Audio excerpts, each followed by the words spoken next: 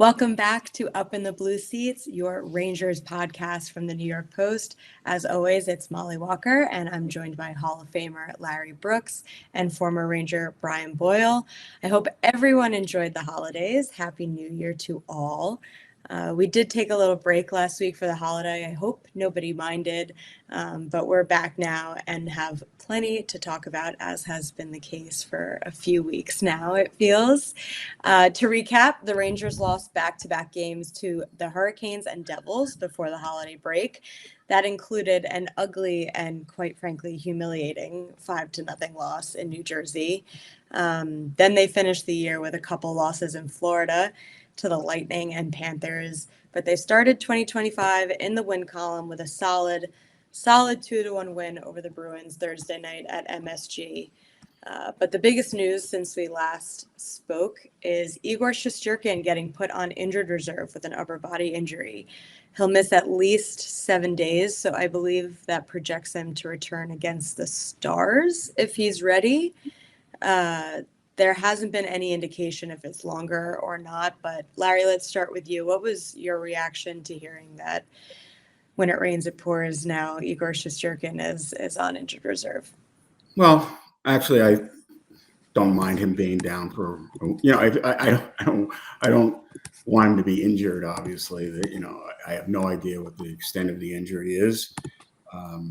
He was crashed into pretty hard by Sam Bennett when he was hit by Lindgren. But, other than the physical, I don't mind Igor sitting down for a week. I think his game had deteriorated over the last couple of weeks. We know how messy it is in the defensive zone. We know how scrambly it is in the defensive zone. But I think it kind of got to him over the last week or two. And I don't think he'd been playing particularly well either. So, from a team standpoint, from a competitive standpoint, I don't mind having Jonathan Quick playing 3 out of the next 4 games, or whatever it is, 4 out of the next 5, or 5 out of the next 7. I don't think they lose very much there. If Igor's not at his best, then I'm fine with going with Quick, and because Quick's best is equal to Igor's best.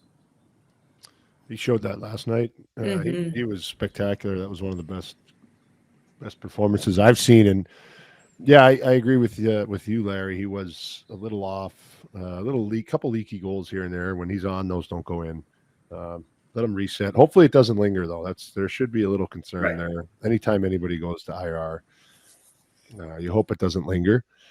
And it's something that maybe, last year he took a little bit of time and got some practices in and came back, and, his second half was outstanding, right? So it's, I guess if you're the Rangers, you want your goalie to be well. You want both goalies to be well.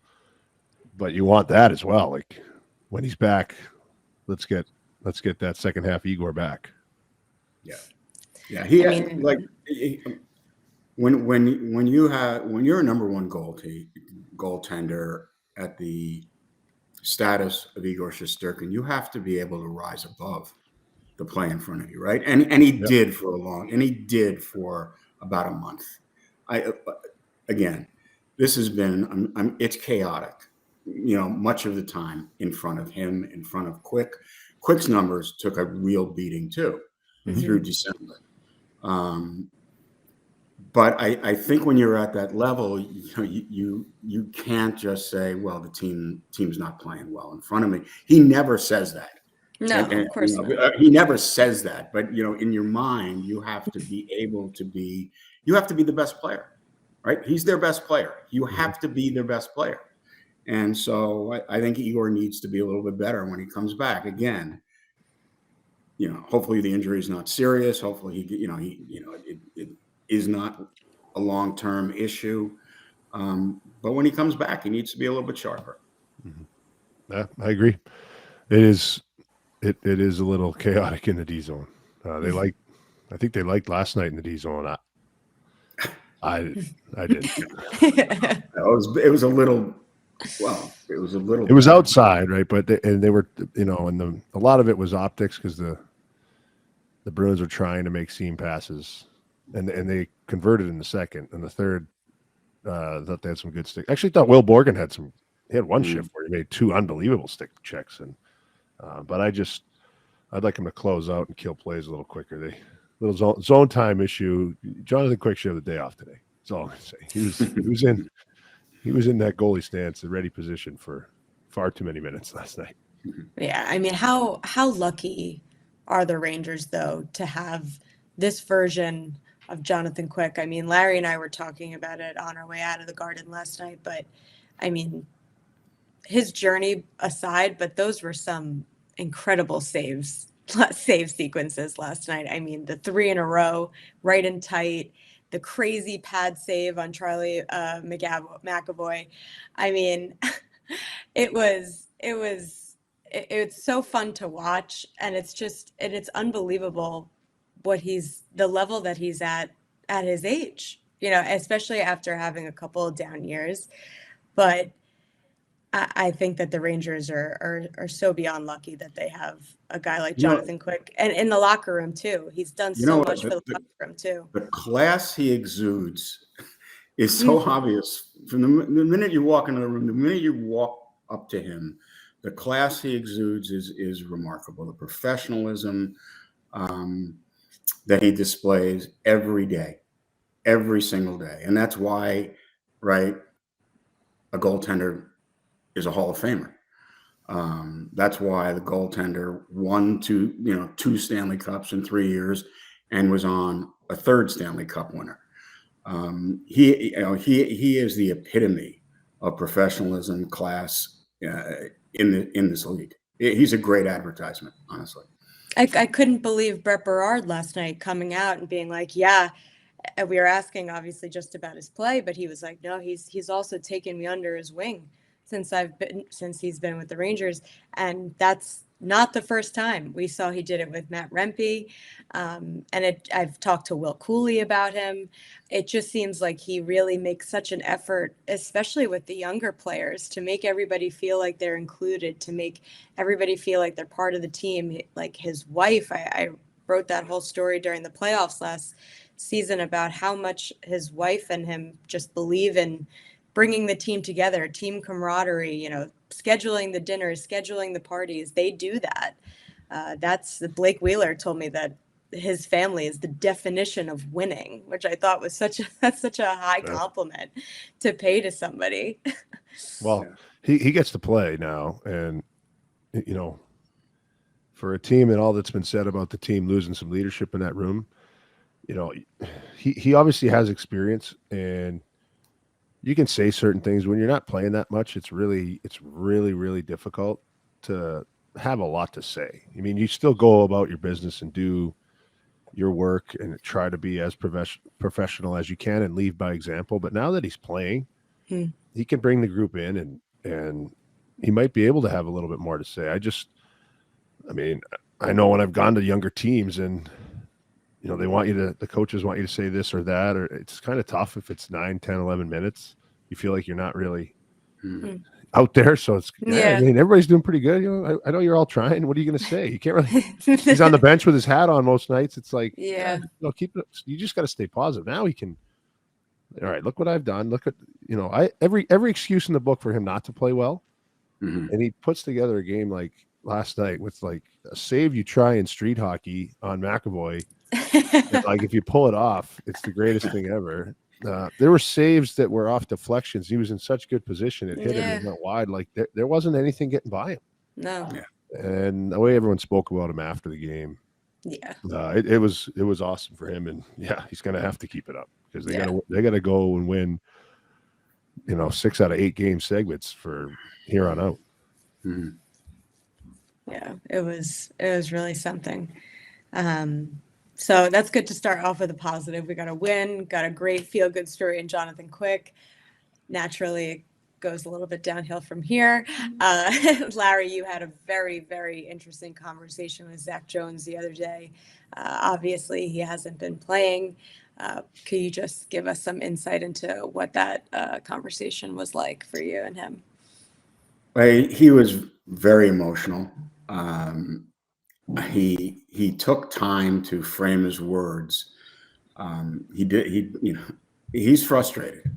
He's frustrated at being out of the lineup again, and unless there's an injury or something really goes wrong, it looks like he's going to be in that spot for a while. It looks like he's the number 7, that he is now the designated number 7. Lobby last week said, "Well, now we have our full crew back." When Yeah. and that to me that was shocking. Honestly, it was very, very surprising, and I'm sure I that thought it was a shocking. bit of a slap in the face. Yeah, I'm sure it was Is shocking kind of how to I saw Zac it. Jones too, and that might be one of the reasons he finally let out all of his emotions. And generally, his point was, "I'm 24 years old. I need to play. I need to play." He said, I feel like I'm a little bit rotting away here. And I get it. His career hasn't really started. He's been in the organization since 2021, late 2021. He signed, played the final 10 games of that season. So he's been here. He's been in a position where he's been in and out. They a couple of years ago they chose Libor Hayek over him.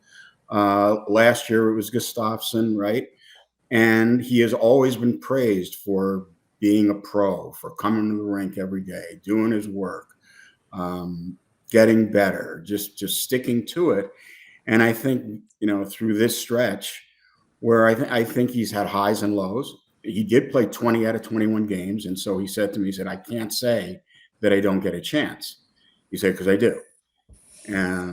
But then he said, "But I'm paraphrasing now, but it's like you're always kind of looking over your shoulder. You're counting the numbers. If something goes wrong. When guys are coming back off IR.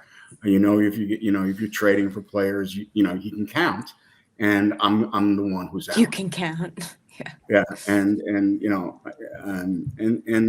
I think he did. I think he showed. I showed a lot. There were deficiencies too in his game. But there are deficiencies in everyone's game through these last 19, honestly, and it's disappointing that the Rangers are not staying with him for a while. And I get it. I get his frustration.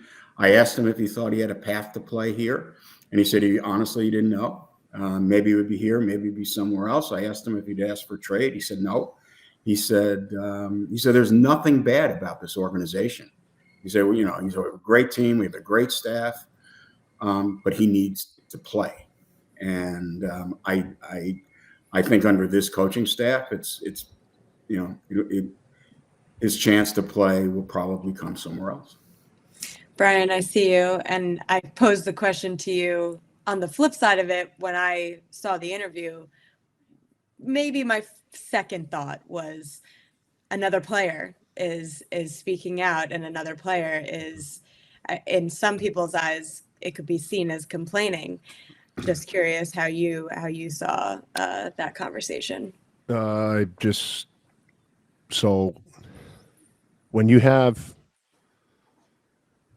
your career is like right in front of your face, and you think it's slipping away. It can be emotional. It's really hard, and if you think there's nothing else you can do but rock the boat, it's up to him. It's his career. So, he has to, if he's comfortable saying that and believes all that, that's fine. To an extent, I believe it too. But if there's consequences from it, he has to obviously own them, because it's not going well for anybody in the organization right now. And hey, I'm not playing. Well, you did play, and I don't know, play better. I can't. It's like it wasn't. He didn't light the world on fire, and then he's out. If he did, teams would be calling, and he'd be traded already. And I think there's a lot there with Zac Jones, and I think he's a good kid. I was with him in Latvia at the World Championships. He had some maturing to do for sure, but that was a while ago. He was fresh out of UMass, so Yep. It's like, if that's the road you want to go down, that's fine, and you can own it, and then keep working. And when you get your chance, play better. Because if you're looking over your shoulder, you're counting the numbers all the time, you're going to be one step forward, two steps back. Like, you got to go in and take it. I did it too in New York, and then my second year, I got to a point where whatever minutes he's going to give me, I'm going to play, and then if I'm out, I'm out. And it didn't end up happening. I got to play, and we had injuries, and I got to play. And then when those guys came back, the one thing I did that Zac Jones hasn't done yet is I earned the trust of the coaching staff. And I knew it was a short leash, and it's always a short leash. It's the NHL. Some guys, it's a longer leash because for longer stretches of time, they impacted the game in a much bigger way. So it's really, really hard. And I understand what he's going through, but it's just part of it. If he gets over this hump, he's going to look back at these days and realize how much better it made him. And if for no other reason than just mentally, how he approaches every practice and game. So I just, there's a lot of talent there. So I guess fans probably wanted to work out with him. And he brings something that maybe some of the other D don't, but the other D that they brought in brings something that he doesn't. And you have Keandre Miller, and you hope he gets to his level because he can be offensive. You have Adam Fox, who can take another step. He's been a little better. So you have your offensive D right there. You can't really, you don't want to have too much of the same sort of ingredient on D. You need to have a good mix. And they brought in two physical guys. And then you have Schneider too. So it's like, who's he going to go in for? Well, I mean, that Vakanainen giveaway from behind the Rangers net. Yeah, if that were Jones, well, you know what if that were Jones, he would be out the next game probably. And I just think, maybe the same should apply. But I mean, I wasn't surprised when I saw Jones's reaction, because I've talked to him so much about how his mindset has changed over the years because of this position that he's been in with the Rangers. And he has done a lot of work mentally to be in a good place with his role and to, approach it in a way that is beneficial for his career and his development and everything. So I wasn't surprised though, because I feel like this season, it feels a little bit more unfair this season, because it feels like this season was supposed to be his season, like the way that it was set up coming into the season. It did really look like they were really going to give him a full shot, which he has been patiently waiting for. So I think that definitely played into him speaking out. And it was funny, I know Colin Stevenson said to him something to the effect of, Cabo Caco was traded 2 days after he had similar comments, and Zach was like, no, I'm not trying to do all that. But I mean, yeah, I don't know. I think the defense hasn't been that great without him either. So what I would like to see, honestly, is him get a real run on the power play, because that's where his skills translate, right? And the second power play doesn't get a chance anyway. So he was on the second power play, and they get on for 25 seconds. And this has been a pet peeve of mine for a couple of years. And like, I understand, PP1, when it's going well, but it hasn't been good since the second week of the season. Honestly, it's been like 15% from the second week of the season, and it's still power play 1, stay out for a minute 40. Power play 1, start the power. And here you have Zac Jones, who does have a skill set, I think, where he can run a power play. So that's where he has deficiencies in his own end. There's no doubt. But I think he's a real asset, or let's find out if he's a real asset on the power play. He gets the puck to the net, right? Mm-hmm. I don't disagree with any of this. I'm not but I'm not the coach. I just know what you do when you're a player. And if he wants, if he says something like this, right, and he gets another chance and he plays great, I think it's like the biggest,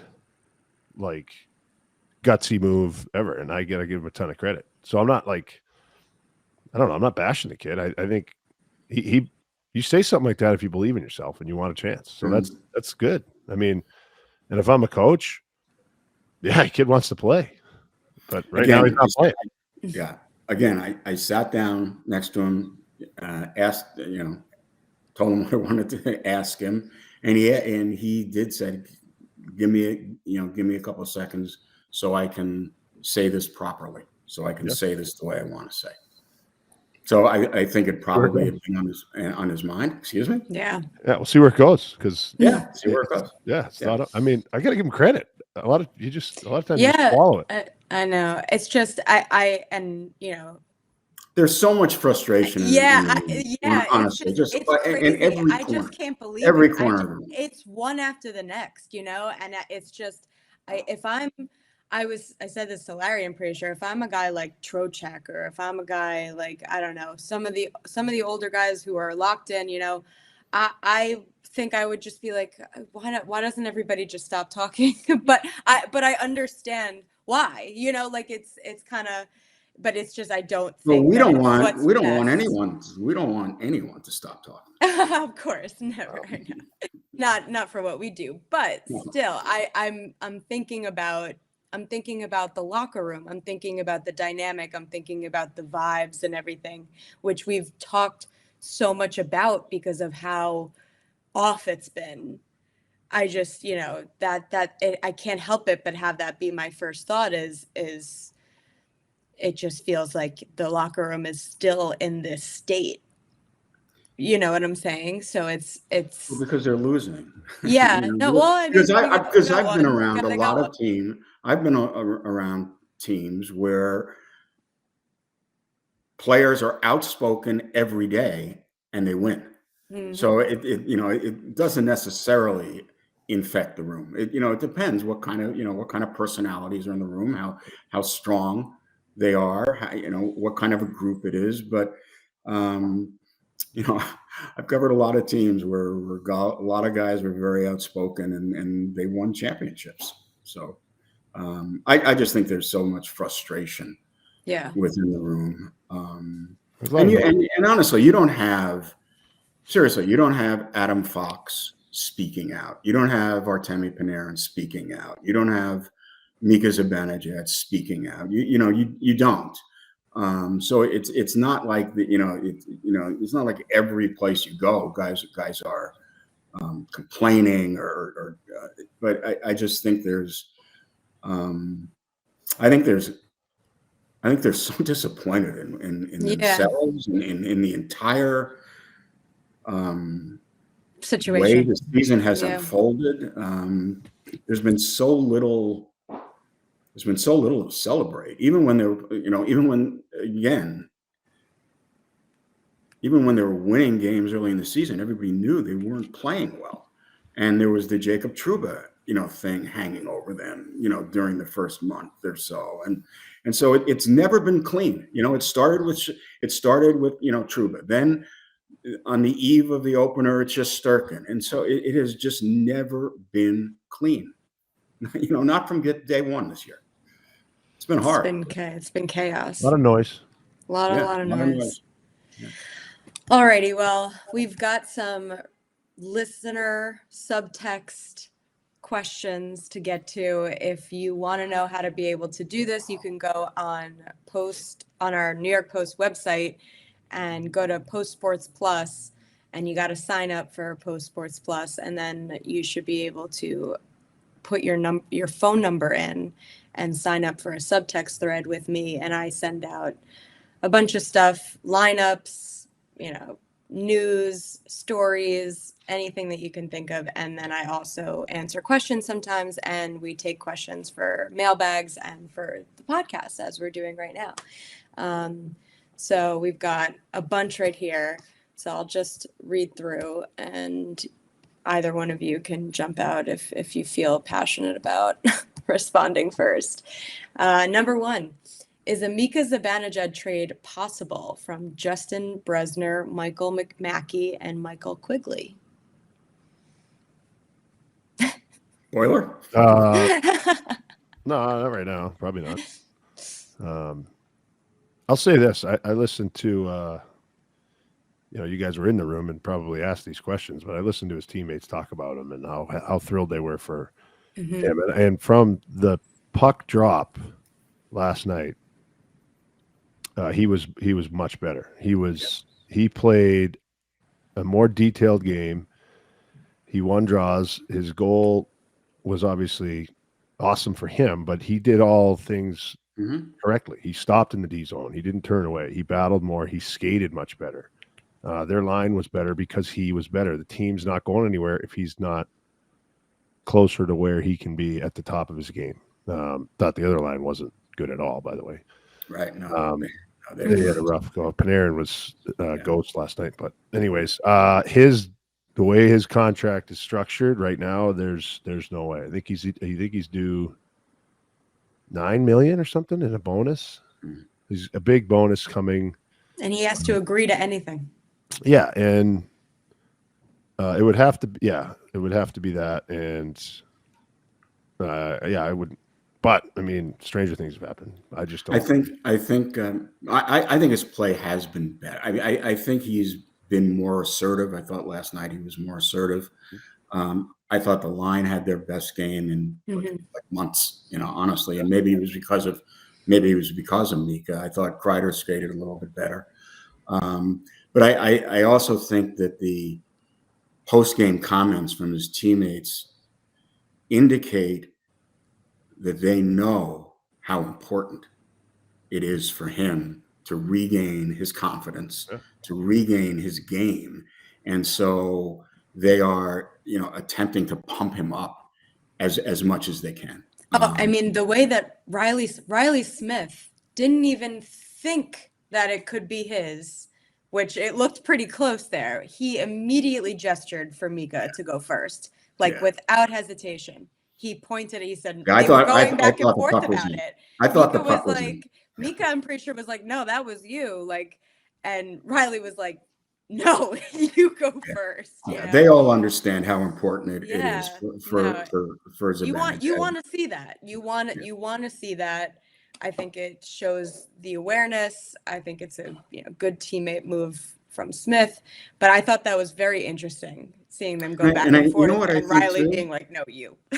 Yeah, no, and I think too, it's an indication of how good a teammate Zibanejad is too. Yeah, there you go. Right. Yeah, they care about him. Yeah, 100%. All right, number 2. What are the odds of a JT Miller or equivalent trade to attempt to save the season, or is Chris Drury essentially punting until the offseason? Paul, Collette, and Jim Moon. Well, Paul and Jim, thanks for the question. Those are really difficult to do.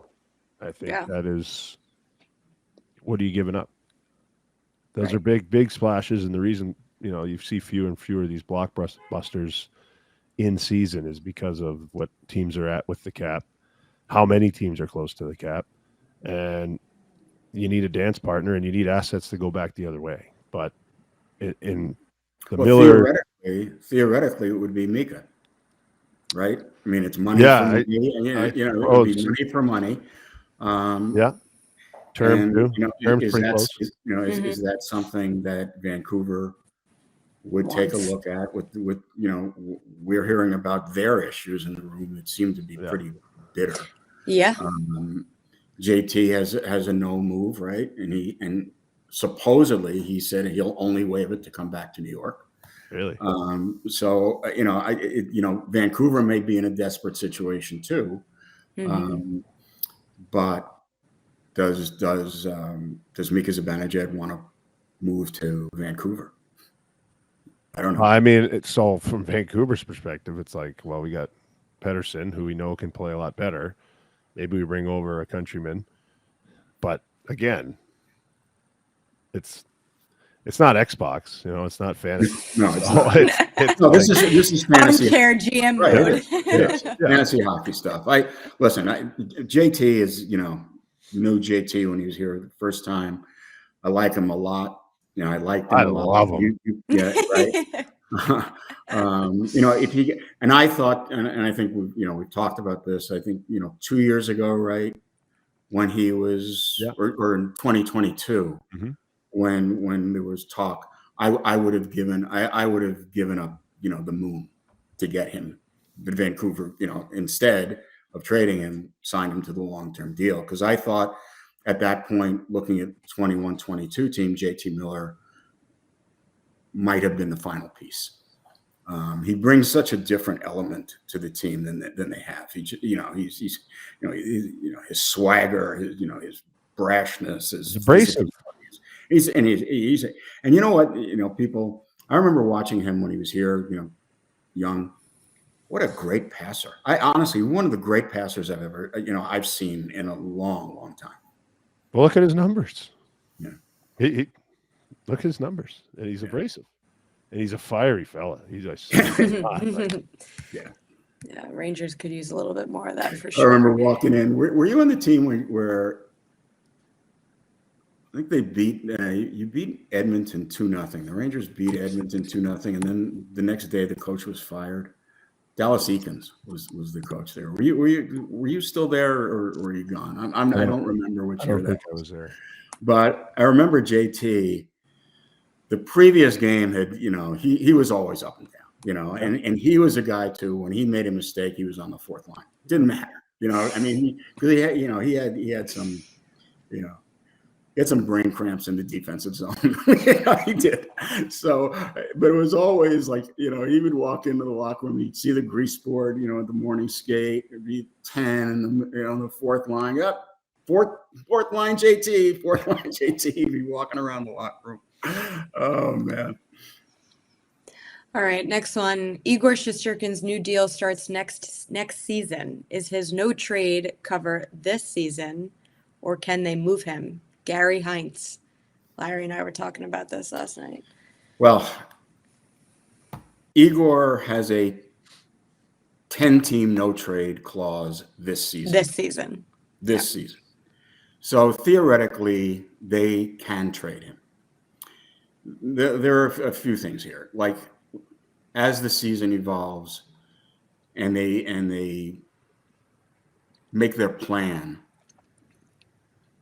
will they go into a deep rebuild? Will they go into a quick retool? So that, a reload. So they're, they think they're right back. They're going to have a lot of cap space to work with. So does a team in this position, or in whatever position they're going to be, need an $11.5 million goaltender? The second question is, I think, when Shesterkin signed, he thought, he was playing for a Stanley Cup contender. And does Shesterkin necessarily want to go through, would it be his preference to go through a couple of years of rebuild? I think realistically, it is impossible.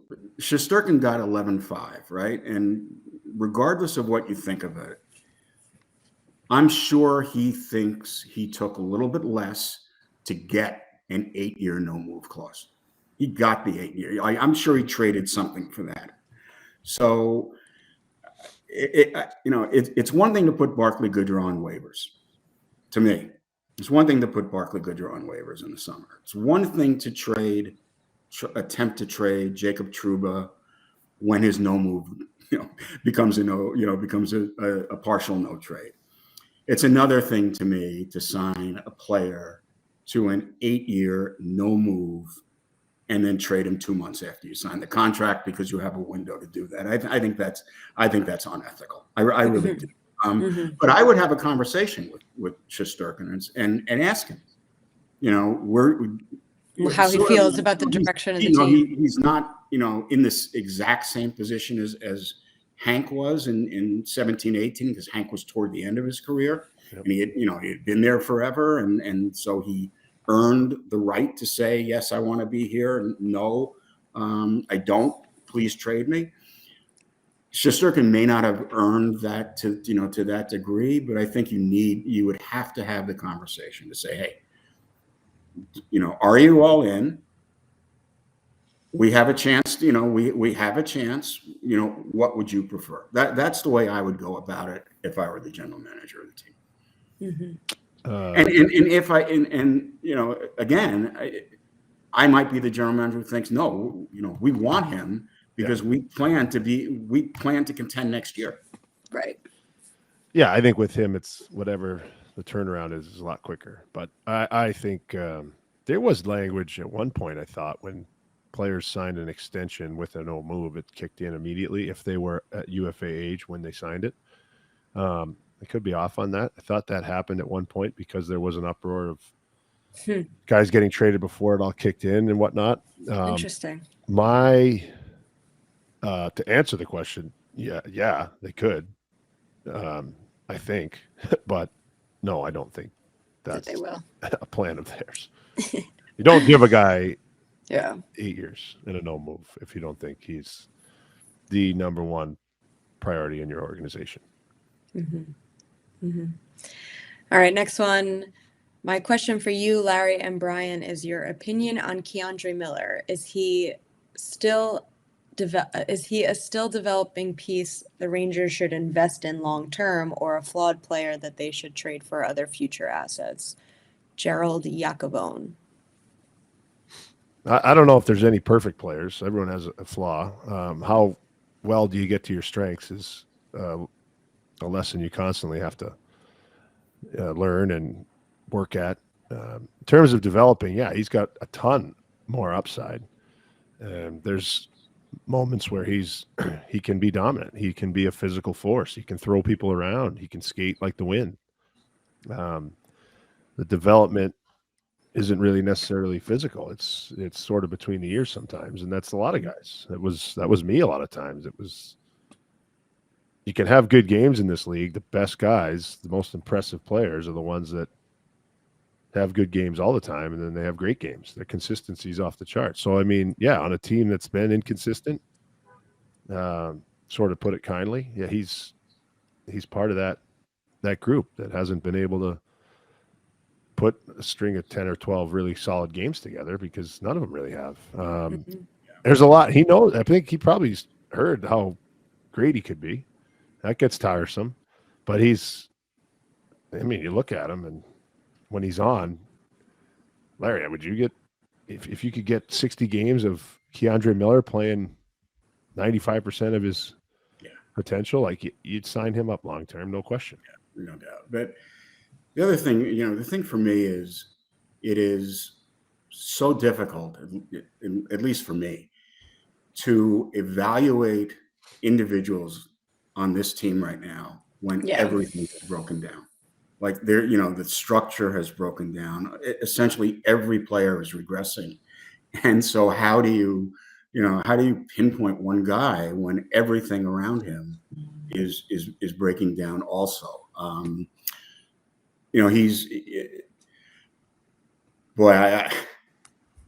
wouldn't want to trade him, honestly. And unless I got a slam dunk, you've got a 24, 25-year-old defenseman, who's slightly different, and you have control on him, his contract, and he's going to give you maybe a more physical element, and but he's going to be a player for you in your top four for the next 7 years.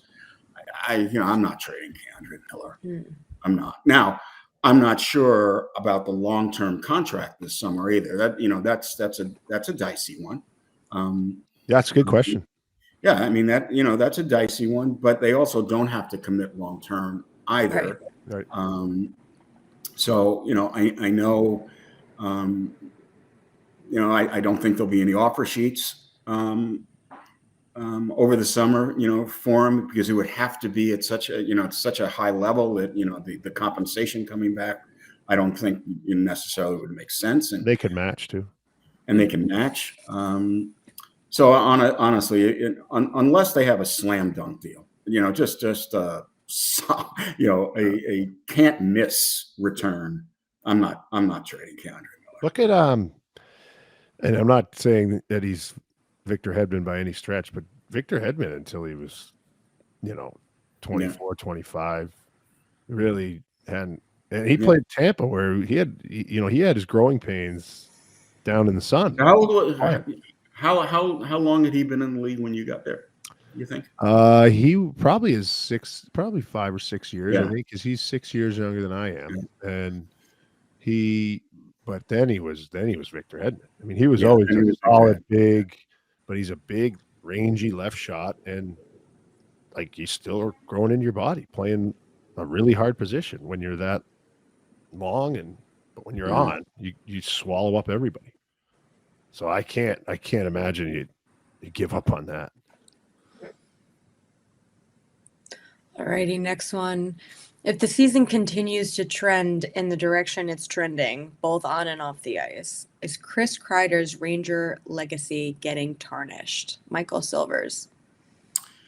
I think right now, in this moment, everyone's legacy is getting tarnished. Everyone's. I think, from the long view, whether Kreider remains a Ranger, I mean, I don't know. I don't know, what's going to happen. But I think there'll be, I think people will step back. People are just so angry right now. Everyone's angry at how this season is unfolding. Everyone, they're not disappointed, angry. Mm-hmm. And so there's anger directed toward Zibanejad. There's anger directed toward Kreider. There's anger directed toward Adam Fox, right? Everybody. But I think, in the long view, whenever it comes, Chris Kreider will be appreciated for his tenure here. He has been an outstanding Ranger for a decade, right? For more than a decade. And, maybe it'll be, for 12, 13, 14 years. But regardless, even if it ended tomorrow, even if it were traded tomorrow, I think, after the season, a couple of years, people will reflect like, oh, Kreider, he was pretty good. He was pretty good. Yeah, 100%. He's his playoffs, all the stuff he's done. I mean, it's more like his numbers going up, if not like let's run him out of town. But again, it's when it's not going right, when you're losing, no one's it's just duck and cover if you're on the team, and when winning heals everything. That it does. All right, last one here. Will the Rangers name Vincent Trocheck captain, as he seems to be the only player worthy of the title? Would naming Trocheck next captain help bring this team together? Frank Rothel and Scott Matulovich. I am less. I